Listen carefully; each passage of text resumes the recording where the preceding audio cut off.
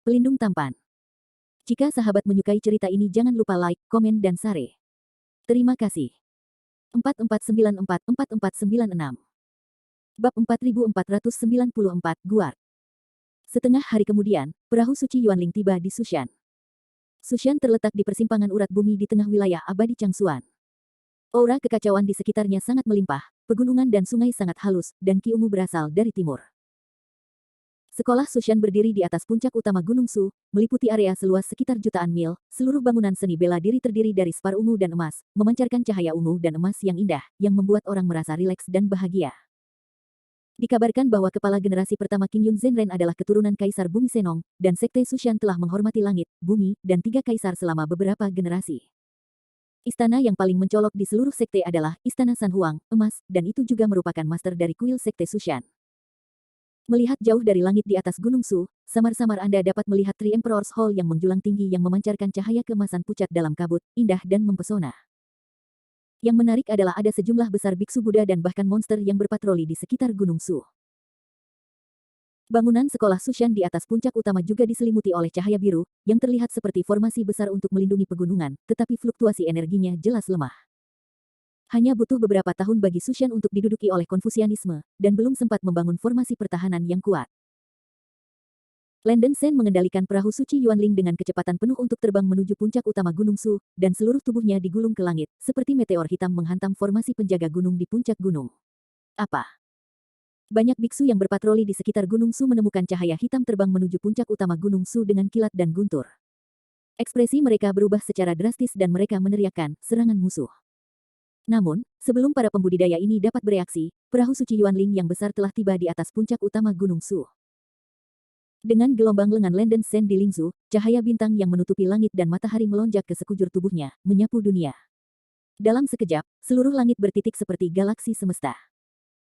Langit di atas Gunung Su diselimuti oleh bintang-bintang yang menyilaukan, dan semua biksu Buddha di dalam dan di luar Gunung Su memandang ke langit, memperlihatkan ekspresi yang luas namun luar biasa. Meteor. Landen Sen menunjuk ke langit, dan meteor emas yang pekat tiba-tiba turun dari galaksi yang menyelimuti langit, jatuh seperti hujan deras, dan skalanya luar biasa. Ratusan juta meteor emas menabrak formasi penjaga gunung di sekolah Sushan. Bum bum bum. Suara ledakan intensif seperti langit dan bumi retak, dan energi cahaya keemasan yang menyilaukan langsung menelan segala sesuatu di sekitarnya, dan penghalang cahaya biru yang menutupi sekolah Sushan hampir hancur seperti cermin dalam sekejap mata. Kekuatan magis Landen Sen dari kelompok meteor berskala besar sangat indah, dan kekuatan yang diberikannya dapat dikatakan melawan langit, dan semua pembudidaya perlawanan yang menyaksikan sangat bersemangat. Sejak pemahaman Landen Sen tentang panah aliran aurora, terakhir kali, tubuh dan jiwanya telah berkomunikasi lebih dalam dengan roh-roh surgawi di dalam tubuhnya. Sekarang Landen Sen hampir secara instan dapat melemparkan kawanan meteor, dan dapat melakukan pemboman titik tetap, dan kekuatannya gratis. Serangan musuh. Untuk sesaat, faksi Sushan meledak di mana-mana, dan semua biksu dari kelompok penginjilan berbaris keluar, ekspresi mereka ngeri, dan mereka meraung liar. Setelah gerombolan meteor menerobos penghalang terlarang yang menyelimuti Sekte Sushan, meteor yang tak terhitung jumlahnya menyapu alun-alun bangunan di dalam Sekte Sushan, seperti panah tajam untuk membunuh para biarawan yang ramai. Bum bum bum. Meteor emas yang tak terhitung jumlahnya bertabrakan dan meledak, dan gerakan besar itu seperti runtuhnya langit dan bumi. Sejumlah besar biksu yang menjaga Sekte Sushan tewas dalam semburan cahaya keemasan. Seluruh Sekte Sushan tampaknya ditelan oleh cahaya keemasan yang kuat. Biksu perlawanan di kapal suci Yuanling kehilangan penglihatan mereka saat ini, dan kulit kepala mereka mati rasa oleh kekuatan supernatural yang ditampilkan oleh Landen Sen. Hal yang paling mengejutkan bukanlah kekuatan supernatural tersebut. Datang. Landen Sen mendengus pelan dan menggelengkan telapak tangan kanannya. Energi cahaya keemasan yang dihasilkan oleh ledakan meteor emas yang tak terhitung jumlahnya berkumpul dan menghilang dalam sekejap, dan tidak memungkinkan energi untuk menghantam gedung-gedung sekolah Sushan. Sementara gelombang kawanan meteor menewaskan sejumlah besar biksu yang menerjemahkan, itu tidak dapat mempengaruhi bangunan di sekolah Sushan. Metode anti-langit seperti itu benar-benar mengejutkan. Melihat tampilan kekuatan supernatural Landen Sen, Duan Lei dan Dewa Sembilan Racun saling memandang, terkejut dan tidak bisa berkata-kata. Jika mereka hanya menggunakan kekuatan supernatural mereka untuk menghancurkan seluruh puncak utama Gunung Su, mereka berdua mungkin tidak akan terlalu terkejut. Hal yang paling luar biasa membuat mereka merasa bahwa Landen Sen mampu mengelola kekuatan supernatural yang begitu kuat dengan bebas. Tingkat penguasaan kekuatan supernatural ini telah jauh melampaui kognisi mereka, cukup untuk membuat Duan Lei dan Dewa Racun Jiu Jun terkesima. Awalnya, keduanya tidak menyaksikan Landen Sen mengalahkan Nangong Yao, mereka baru saja mendengar dari populasinya, dan mereka agak curiga dengan kemampuan Landen Sen. Sekarang mereka telah melihat taktik Landen Sen melawan langit, keduanya tidak lagi meragukan kekuatan Landen Sen. Dua orang tahu, tidak ada dalam faksi Sushan yang dapat mengancam keberadaan biksu sepertiku, dan sekarang kita dapat memerintahkan invasi ke Sushan. Landen Sen meluncurkan transmisi suara ke arah Duan Lei dan Dewa Sembilan Racun Dewa. Ini baik. Duan Lei dan Dewa Sembilan Racun Dewa menanggapi dan masing-masing memerintahkan tentara Sushan dan biksu Zoroastrian untuk menyerang sekte Sushan. Kedua belah pihak memimpin pasukan besar untuk terbang keluar dari tabut suci Yuanling dan masuk ke faksi Sushan. Landen Sen melepaskan murid suci Shuro dan memindai seluruh gunung Su, kemudian mengendalikan perahu suci Yuanling dan dengan cepat terbang ke aliran batu di gunung belakang sekte Gunung Su. Formasi teleportasi besar yang ditinggalkan oleh sekte Sushan berada di aliran batu yang kacau. Pada saat ini, Luo Jinxian besar yang mengenakan jubah emas memimpin sekelompok pembudidaya untuk mengaktifkan formasi teleportasi, mencoba melarikan diri. Cepat. Beri aku semua kekuatanku untuk mendorong susunan teleportasi, jika tidak semua orang akan mati. Biksu berjubah emas berteriak dengan ekspresi panik. Orang ini adalah pemimpin dari kelompok penerjemah dan pengajar dari faksi kiri Sushan, dan hanya beberapa jam yang lalu dia menerima berita bahwa tentara penerjemah dan pengajar dimusnahkan dalam perang salib melawan Yang Jiaoshan. Menurut laporan dari mata-mata, bahkan Nangong Yao dan Yun Chen sama-sama tewas di tangan tentara pencuri. Tepat ketika biksu berjubah emas mengajukan permintaan bantuan, dengan cemas menunggu jawabannya, tanpa diduga pasukan perlawanan telah menyerang Gunung Su dengan begitu cepat. Biksu berjubah emas itu ketakutan sampai mati, dan bahkan kedua penjaga itu terbunuh di Huangkuan. Dia tidak boleh menjadi lawan pasukan perlawanan sendirian, jadi dia segera memimpin sekelompok biksu untuk melarikan diri dari kekacauan arus berbatu, berusaha untuk menggunakannya. Arai teleportasi melarikan diri. Namun, dia masih selangkah lebih lambat. Saya melihat perahu suci Yuanling di langit terbang seperti komet hitam di atas arus yang kacau. Bukan, itu perahu suci Yuanling. Biksu berjubah emas berteriak dengan tajam, kulitnya seperti tanah. Pada saat berikutnya, Landen Sen terbang turun dan tanpa sadar menggunakan gerombolan meteor untuk memusnahkan semua biksu dalam formasi teleportasi dengan momentum guntur, hanya menyisakan pemimpin jubah emas. Menderita paman ini. Biksu berjubah emas tahu bahwa tidak ada cara untuk melarikan diri, dan ekspresinya yang buas menawarkan trisula yang bersinar dengan guntur, dan melemparkannya ke arah Landen Sen dengan seluruh kekuatannya, dengan putus asa. Bum bum bum. Trisula menggulung busur listrik emas yang keras dan menuju ke Landen Sen. Serangga kecil. Sudut mulut Landen Sen menunjukkan penghinaan, dan tingkat serangan ini tidak kurang dari sepele di matanya. Landen Sen bahkan tidak mengelak, tangan kanannya menonjol seperti kilat, dan lampu listrik dan batu api menyambar ujung bawah tombak trisula.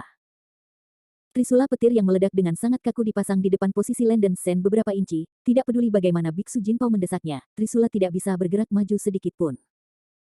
Bab 4495, Enter the Town Demon Tower. Mendesis.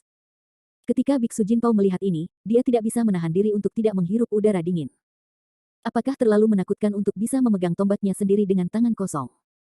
Sebelum sempat ngeri, Landen Sen memegang trisula dengan backhandnya, dengan cepat mendekat, dan menusuk dada dan perut biksu Jinpao dengan kecepatan kilat. Dengan suara teredam, trisula yang menggelegar menusuk dalam-dalam ke dada dan perut biksu berjubah emas, dan sejumlah besar darah berceceran seperti air mancur. Landen Sen dengan cepat menekan sebuah tangan besar ke arah dahi biksu berjubah emas, dan menggunakan teknik pencarian jiwa. Apa? Ditemani oleh cahaya berdarah ekstrim yang muncul dari telapak tangan Landen Sen, biksu berjubah emas itu menjerit, dan tubuh jiwanya secara bertahap dihancurkan oleh energi di telapak tangan Landen Sen. Dalam waktu kurang dari 10 napas waktu, Landen Sen mengakhiri pencarian jiwanya dan mendapat banyak berita. Berkat pencarian jiwa, dia secara kasar menyadari situasi pasukan pendidik saat ini. Pasukan pendidik wilayah abadi Changsuan telah kehilangan 70 hingga 80% dalam pertempuran sebelumnya dengan Nangong Yao. Pasukan penerjemah dan pengajar yang tinggal di Changsuan Immortal Territory sekarang pada dasarnya tidak dapat membentuk banyak iklim, dan mereka tidak dapat mengancam pondasi pasukan perlawanan lokal wilayah abadi Changsuan. Bahkan jika Chen Jiao ingin memindahkan pasukan biksu dari alam abadi lainnya, itu akan memakan waktu setidaknya setengah tahun. Setelah mengetahui status quo dari penerjemah dan kekuatan pendidikan, Landen Sen merasa jauh lebih lega. Hanya kurang dari 10 hari sejak membuka pintu alam bintang terakhir kali, dan roda bintang di tubuh masih perlu dihangatkan sekitar 3 atau 4 bulan sebelum kemampuan teleportasi dapat diaktifkan. Dalam waktu 3 hingga 4 bulan, pasukan perlawanan yang menahan wilayah abadi Changsuan seharusnya tidak menjadi masalah. Landen Sen mengumpulkan rampasan dan meminta Bing Sui untuk menempatkan batasan di luar susunan teleportasi untuk mencegah pembudidaya lain mencoba menggunakan susunan teleportasi untuk melarikan diri. Setelah melakukan hal-hal ini, Landen Sen bergegas bergabung dengan Duan Lei dan Dewa Racun Jiu. Tentara perlawanan memusnahkan para biksu yang menjaga faksi Sushan dengan sedikit usaha, dan akhirnya mendapatkan kembali Sushan. Setelah pertempuran, mata semua pembudidaya tentara perlawanan menunjukkan kegembiraan. Setelah ditekan dan diintimidasi oleh pasukan pencuri kultivasi begitu lama, dia akhirnya bisa memenangkan permainan di rumah. Bagi murid-murid Susan, perasaan hangat seperti ini sangat sulit untuk dijelaskan. Mata Duan Lei dipenuhi dengan kegembiraan, dan dia segera berterima kasih kepada Landen Sen dan berkata, ini semua berkat bantuan dari Taois Sen, saya akan menunggu sukses merebut kembali Gunung Su, terimalah Duan penyembahan tertentu lagi. Landen Sen buru-buru membantu Duan Lei, dan berkata dengan suara yang dalam, teman Taois Duan perlu tahu bahwa meskipun Gunung Su telah direbut kembali kali ini, Gunung Su bukanlah tempat yang aman. Para pemberontak dapat tinggal di Gunung Su sebentar waktu dan harus pergi setelah beberapa bulan. Duan Lei berkata dengan sungguh-sungguh, Duan mengerti. Duan sudah puas dengan bau mulut ini, dan itu bisa dianggap sebagai penjelasan bagi murid-murid dari faksi Sushan yang telah meninggal. 9 dewa-dewa racun tertawa dan berkata, ini adalah awal yang baik. Saya percaya bahwa di bawah kepemimpinan Sen Daoyou, saya akan dapat sepenuhnya mendapatkan kembali wilayah alam abadi Changsuan dari tangan ajaran. Pasti begitu. Duan Lei setuju.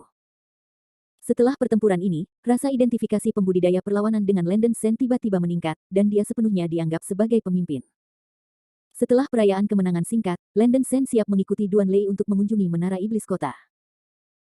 Sebelum pergi, Landen Sen tidak lupa memberitahu Bing Sui, saat aku pergi, kamu akan tetap di sisi Xiao Ruan Mingyue dan melindungi mereka dengan baik. Iya. Es dan salju dengan ringan menyentuh kepala Giok. Putraku, hati-hati. Kamu harus kembali dengan selamat.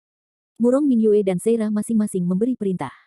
Jangan khawatir, aku akan segera kembali. Landen Sen menjawab, dan kemudian mengikuti Duan Lei ke tempat Menara Iblis Kota berada. Menara Zenyao terletak di daerah yang dikelilingi gunung di sebelah utara sekolah Sushan. Menara besar berdiri di tengah gunung. Seluruh tubuhnya berwarna merah emas dan melayang di udara.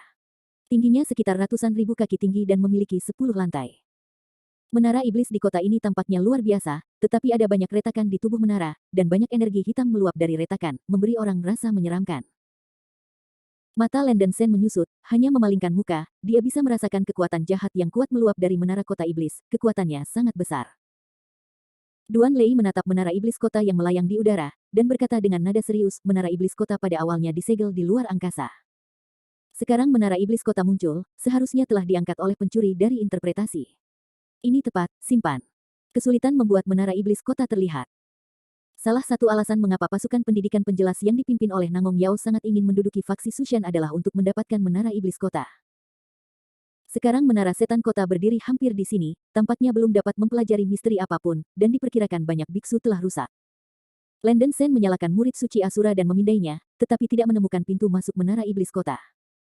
Dia tidak bisa menahan diri untuk bertanya, Duan Taois, bagaimana saya harus memasuki menara? Duan Lei menjelaskan, struktur menara setan kota cukup istimewa, dan hanya dapat diakses dari atas ke bawah. Sebuah celah dapat dibuka ketika kekuatan dari luar menghantam puncak menara. Sen Daoyou, setelah kamu siap, Duan dapat membawamu ke menara kapan saja. Duan Lei menambahkan. Landen Sen tidak sabar untuk mengatakan, teman Duan, ini seharusnya tidak terlambat, mari kita masuk ke menara sekarang. Ini baik. Duan Lei mengangguk sebagai jawaban, lalu berubah menjadi pita dan naik ke udara, mencapai langit di atas menara iblis kota. Dua pedang terbang, satu biru dan satu ungu, keluar dari langit, berubah menjadi pedang besar sepanjang puluhan ribu kaki, menyerang bola emas di atas menara iblis kota dengan kekuatan yang mengejutkan. Ledakan. Dengan ledakan keras, pedang ganda Zikyong dan King Yun menghantam bola emas, menyebabkan bola cahaya meledak dengan cahaya keemasan yang menyilaukan dan misterius. Cahaya keemasan itu sepertinya memiliki kemampuan untuk mengubah ruang, menyebabkan ruang di atas puncak menara berputar dan berputar tajam. Minum. Duan Lei menjerit dan mendorong kedua pedang itu hingga ekstrim kedua pedang berubah menjadi awan pedang ungu dan biru, berulang kali mengenai manik emas di puncak menara. Bola emas di atas menara melepaskan semburan cahaya keemasan, seperti riak yang terciprat oleh ombak, beriak di atas menara iblis kota. Perlu disebutkan bahwa bola emas di atas menara iblis kota disebut Mutiara Zenith. Tanpa pemiliknya, menara iblis kota menggunakan kekuatan eksternal yang kuat untuk mengenai Mutiara Zenith di atas menara untuk membuatnya melepaskan kekuatan ruang dan menarik biksu luar ke dalam menara. Tapi terlihat seperti ini, kekuatannya sepertinya tidak cukup. Teman Sen, tolong bantu tangan Duan. Dengan keringat di dahi Duan Lei, dia berteriak pada Landen Sen di bawah. Ini baik. Landen Sen melonjak ke langit dan segera menggunakan formasi pedang abadi 9 kesengsaraan. Dengan lambaian tangan kanannya, 9 pedang cahaya yang mendalam pecah dan berubah menjadi pusaran bayangan pedang putih besar, bergegas menuju puncak menara iblis kota. Ledakan. Ditemani oleh suara yang mengguncang bumi, pusaran bayangan pedang yang ditembakkan oleh Landen Sen dengan seluruh kekuatannya menggigit manik emas di atas menara seperti gergaji mesin. Akhirnya, di bawah pengaruh kekuatan magis yang dilepaskan oleh keduanya, bola emas akhirnya melepaskan energi cahaya keemasan yang cukup menyilaukan, dan kekuatan spasial yang kuat membentuk pusaran spasial emas merah di atas puncak menara. Pergilah. Duan Lei menyapa Landen Sen, dan keduanya bergegas ke pusaran luar angkasa bersama. Bab 4496 Evil Spirit. Hanya mendengar suara, desir, Duan Lei dan Landen Sen tersedot oleh pusaran luar angkasa. Saat berikutnya, keduanya muncul di hutan belantara yang suram, tak berujung. Ini menara iblis kota. Landen Sen menyipitkan matanya dan melihat sekeliling tempat kejadian. Ada tanah hitam di bawah kakinya, sekelilingnya redup, langit berwarna abu-abu, dan udara masih tertutup kabut tebal, seolah-olah dia telah datang ke Yin Chao Jifu. Selain itu, ruang di sini juga memiliki pembatasan udara terlarang, dan tidak bisa lepas dari tanah. Duan Lei berkata, menara setan kota memiliki 10 lantai, dan di sini seharusnya menjadi lantai 10. Saat itu, retret Deng Yin berada di lantai pertama di bagian bawah menara. Kami harus turun lapis demi lapis dan mencapai lantai pertama. Apakah Anda tahu rute peta? Landen Sen waspada terhadap lingkungan sekitar dan bertanya melalui transmisi suara. Duan Lei menjawab dengan canggung, Duan juga yang pertama kali datang ke menara iblis kota, dan dia tidak tahu topografi menara iblis kota. Roh-roh jahat di sini terlalu kuat, yang dapat memblokir kesadaran dan penglihatan ilahi hingga tingkat tertinggi, bahkan murid suci Asura Landen Sen tidak dapat menembus kabut tebal. Menara iblis kota jelas merupakan harta karun ruang, dan ruang internal sangat besar, sebanding dengan neraka musim semi kuning kecil. Jika Anda hanya dapat menemukan rute tanpa tujuan, efisiensinya tidak terlalu tinggi. Pada saat ini, woho! Tiba-tiba angin mendung bertiup di kiri depan, menerbangkan pasir dan bebatuan. Mata Landen Sen berbinar, dan dia segera berbalik ke arah angin yang mendung, dan segera melakukan tindakan. Menurut pengalaman penjelajahannya di masa lalu, sebagian besar tempat yang menghasilkan angin adalah pintu masuk atau keluar di ruang tertutup. Sobat Duan, ayo kita telusuri dulu di sini. Landen Sen segera melangkah ke depan, dengan cepat berjalan ke arah di mana angin Yin bertiup. Duan Lei mungkin memahami pikiran Landen Sen dan mengikutinya dengan cermat. Lokasi di mana mereka berdua barusan sepertinya adalah area terluar di lantai 10. Setelah beberapa waktu ke arah angin bertiup, Landen Sen dengan jelas merasakan kejahatan kotor di udara secara bertahap meningkat dan langit menjadi semakin suram. Meskipun dia tidak mencapai titik di mana dia tidak bisa melihat jari-jarinya, udara hitam di atas kepalanya juga membuat orang merasa sangat tidak nyaman. Landen Sen memiliki pengalaman menjelajahi neraka Huangquan, tetapi lingkungan di menara tidak membuatnya merasa tidak nyaman. Setelah terus berjalan beberapa saat, angin Yin semakin kuat, dan angin Yin yang menderu samar-samar bercampur dengan jeritan hantu. Tiba-tiba, beberapa cahaya darah merah membayangi kabut hitam. Nyah. Suara tajam seperti ular berbisa menyebar ke telinga Landen Sen dan Duan Lei. Sen Daoyu, waspadalah, sesuatu akan datang. Rambut dingin Duan Lei berdiri, segera waspada. Di saat berikutnya, seekor ular tulang dengan panjang tubuh puluhan ribu kaki tiba-tiba muncul dari kabut hitam, menakutkan dan mengerikan. Ular tulang tidak memiliki daging dan darah. Tubuhnya terdiri dari kerangka. Panjang tubuhnya puluhan ribu kaki. Rahang dan giginya sangat tajam. Pupilnya adalah dua darah merah menyala, dan itu membuat ganas dan tidak biasa suara melolong. Setelah beberapa tulang ular ini menemukan nafas makhluk hidup, mereka bergegas seperti kilat, dan tiba di depan Landen Sen dan Duan Lei hampir dalam sekejap mata, sangat cepat. Mata Landen Sen menyusut, dan dia bisa merasakan nafas makhluk necromantik dari tulang ular ini. Tampaknya lingkungan di menara iblis di kota ini sedikit mirip dengan neraka-neraka. Melihat beberapa tulang ular mendekat dengan cepat, Duan Lei memimpin, mendorong telapak tangannya ke depan dengan cepat, menghantam seberkas cahaya kuning terang, dan menembak ke arah ular tulang yang mendekat dengan cepat seperti meriam laser tebal. Bum bum bum. Ada ledakan yang memekakkan telinga, dan tubuh tulang ular dihancurkan oleh sinar kuning dari telapak tangan Duan Lei, berubah menjadi tulang patah yang tak terhitung jumlahnya, terciprat kemana-mana. Tapi saat berikutnya, pemandangan yang mencengangkan muncul. Aku melihat tulang patah yang tak terhitung jumlahnya terbang keluar seperti magnet yang menarik satu sama lain, berkumpul kembali, dan sekali lagi memulihkan bentuk tulang ular. Mata Landen Sen berukuran kecil, dan dia mampu mengendalikan tubuhnya untuk mengatur ulang dan memulihkan, menunjukkan bahwa ular tulang ini memiliki jiwa dan bukan makhluk mati biasa. Apa ini? Melihat tubuh Bone Snake diatur kembali, wajah Duan Lei tiba-tiba berubah. Miliknya. Kiss. Kiss.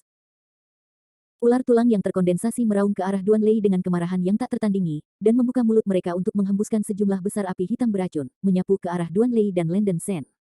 Segel emas dik, Huanglong Zhongwei.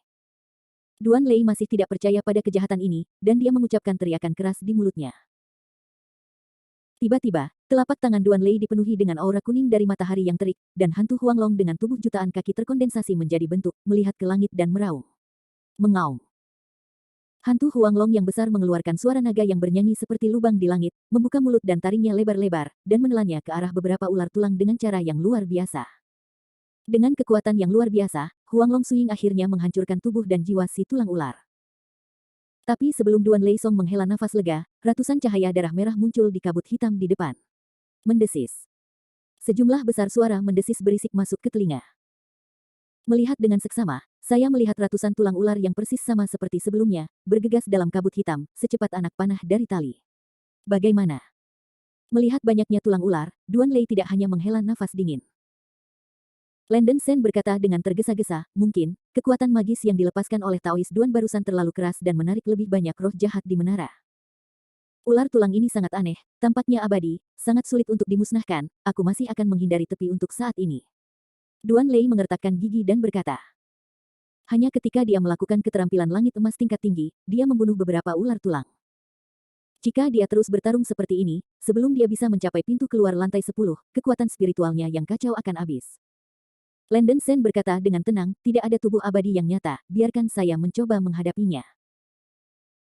Melihat ular tulang yang tak terhitung jumlahnya terbang ke depan, Landen Sen mendorong telapak tangan kanannya ke depan, dan seberkas cahaya putih yang menyilaukan keluar dari telapak tangannya, menembak ke arah ratusan tulang ular yang mendekat. Bum bum bum. Dalam sekejap, berkas cahaya putih menghantam kelompok padat tulang ular dengan suara yang memekakkan telinga. Desis. Ular tulang yang terkena cahaya putih itu berteriak dengan keras, seolah-olah menderita semacam rasa sakit yang parah di dalam sumsum tulang, asap hitam tebal keluar dari tubuh kerangka besar itu.